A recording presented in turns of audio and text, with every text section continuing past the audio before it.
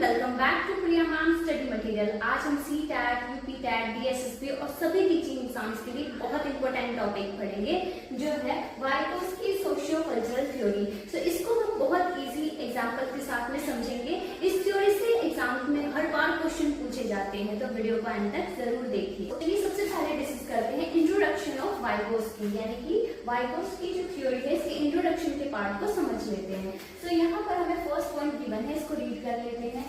सो आप देख सकते हैं यहाँ फर्स्ट पॉइंट गिवन है रशियन साइकोलॉजिस्ट यानी रूसी मनोवैज्ञानिक। सेकंड पॉइंट क्या है, सोशल कंस्ट्रक्टिव यानी कि सामाजिक रचनावादी। एंड थर्ड पॉइंट गिवन है चाइल्ड सोशल इंटरेक्शन यानी कि सामाजिक अंतःक्रिया।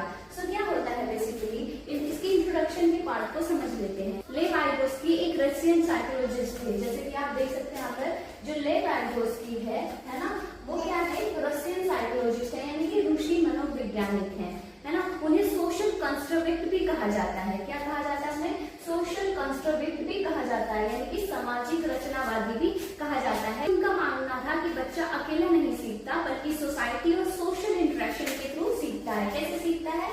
जो चाइल्ड है वो कैसे सीखता है? सोशल इंटरेक्शन यानी कि सामाजिक अंतःक्रिया के थ्रू सीखता है। Cognitive development depends on social interactions. According to Vygotsky, cognitive development यानी कि संज्ञानात्मक विकास is depend on the social interaction यानी कि सामाजिक अंतःक्रिया।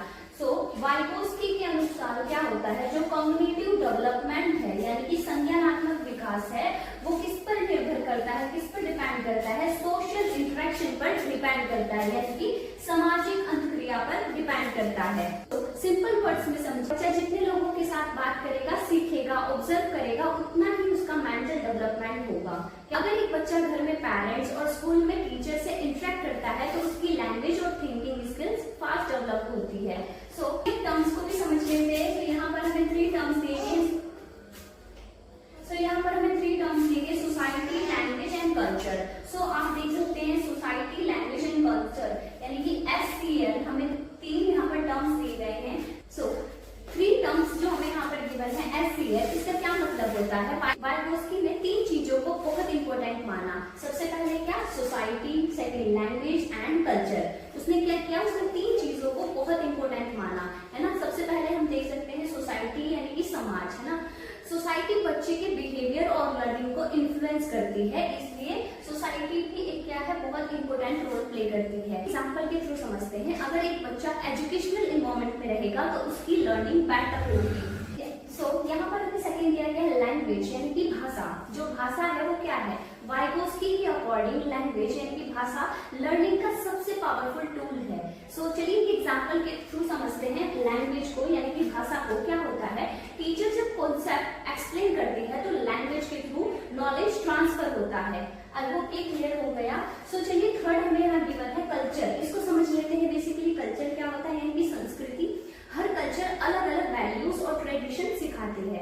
एग्जाम्पल के थ्रू समझे, इंडिया में रिस्पेक्ट एल्डर सिखाया जाता है, जापान में डिसिप्लिन और पंक्चुअलिटी पर ज्यादा फोकस होता है।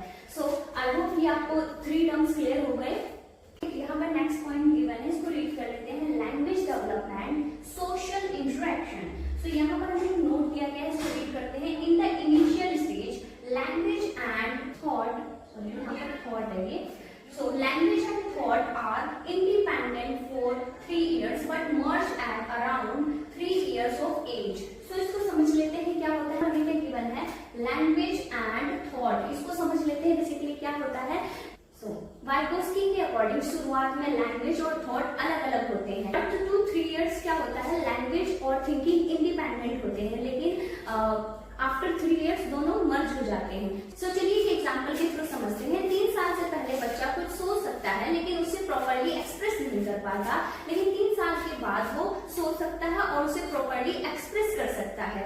सो आई होप ये पॉइंट्स आपको क्लियर हो गए। सो चलिए अब समझते हैं जोन ऑफ प्रॉक्सिमल डेवलपमेंट यानी ZPD के बारे में। सो क्या होता है जोन ऑफ प्रॉक्सिमल डेवलपमेंट? सो यहाँ पर क्या गिवन है, संभावित विकास का क्षेत्र। इसमें एक पॉइंट गिवन है, इसको रीड कर लेते हैं। यहाँ पर एक पॉइंट गिवन है, what can be known with assistance area, जहाँ किसी की मदद के द्वारा बच्चे का संभावित विकास होता है क्षेत्र। सो इसको समझ लेते हैं क्या होता है ZPD यानी जोन ऑफ प्रॉक्सिमल डेवलपमेंट। जो काम बच्चा किसी एक्सपर्ट या टीचर्स की हेल्प से कर सकता है लेकिन अकेला नहीं कर सकता, उस एरिया को हम कहते हैं जेडपीडी यानी कि जोन ऑफ प्रॉक्सिमल डेवलपमेंट। क्या होता है? जो काम बच्चा किसी एक्सपर्ट या टीचर की हेल्प से कर सकता है लेकिन अकेले नहीं कर सकता, उस एरिया को हम जेडपीडी कहते हैं। चलिए एक एग्जांपल के थ्रू समझते हैं। एक क्लास 2 का स्टूडेंट मल्टीप्लिकेशन नहीं कर पाता, टीचर्स उसको स्टेप बाय स्टेप गाइड करते हैं, थोड़ी हेल्प के बाद वो मल्टीप्लिकेशन सॉल्व कर लेता है। ये क्या है? उसका ये जेडपीडी है यानी कि जोन ऑफ प्रॉक्सिमल डेवलपमेंट है। क्लियर समझते हैं। यहाँ पर गिवन है मोर नॉलेजेबल पर्सन यानी कि MKO। क्या होता है MKO? रीड कर लेते हैं। MKO person who helps you to learn. क्या होता है MKO? वो पर्सन होता है जो हेल्प करता है हमें लर्न करने में। चलिए मैं इसको आपको बहुत इजी में एक्सप्लेन कर देती हूँ। बेसिकली MKO यानी कि मोर नॉलेजेबल अदर्स क्या होता है?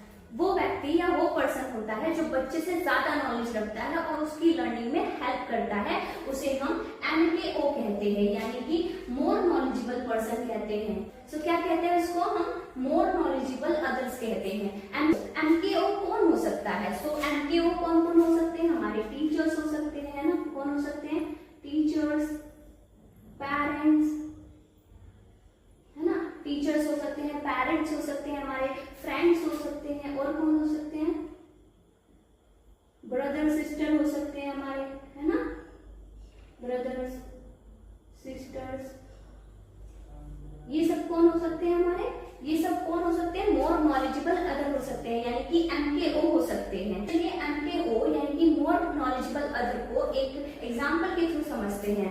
मैथ्स टीचर स्टूडेंट्स को फ्रैक्शन समझा रही है, टीचर्स यहाँ MKO है। क्या टीचर्स यहाँ पर क्या है? MKO है यानी कि मोर नॉलेजेबल अदर है। मोर नॉलेजेबल अदर कौन होते हैं? वो पर्सन होता है जो बच्चे से ज्यादा नॉलेज रखता है। यहाँ पर जो टीचर है वो क्या है? MKO है और वो क्या कर रही है? वो स्टूडेंट को फ्रैक्शन समझा रही है। आई होप आपको MKO से रिलेटेड पॉइंट्स क्लियर हो गए। चलिए समझ लेते हैं स्केप फोल्डिंग के बारे में। स्केप फोल्डिंग क्या होता है? Help, hint, clues. Second point क्या है? टेम्परेरी हेल्प यानी कि अस्थायी मदद। स्केप फोल्डिंग क्या होता है? स्केप फोल्डिंग होता है टेम्परेरी हेल्प और सपोर्ट, है ना? और टीचर्स क्या करते हैं? टीचर्स बच्चों को हेल्प करते हैं, हिंट देते हैं, क्लूज देते हैं और गाइडेंस देते हैं। जब बच्चा सीख जाता है तो वो सपोर्ट हटा दिया जाता है, उसको हम क्या कहते हैं? स्केप फोल्डिंग कहते हैं। चलिए स्केप फोल्डिंग को एक एग्जांपल के थ्रू समझते हैं। साइकिल चलाने सिखाते वक्त पापा सबसे पहले साइकिल पकड़ते हैं, धीरे धीरे सपोर्ट कम कर देते हैं, बाद में बच्चा खुद साइकिल चलाने लगता है। यही स्केप फोल्डिंग होता है। क्या होता है ये? स्केप फोल्डिंग होता है। स्केप फोल्डिंग का मतलब क्या होता है? टेम्पररी सपोर्ट, है ना? क्या होता है ये स्केप फोल्डिंग का मतलब? टेम्पररी हेल्प या temporary support, temporary support, temporary मदद, है ना? यहाँ पर आप देख सकते हैं नोट गिवन है।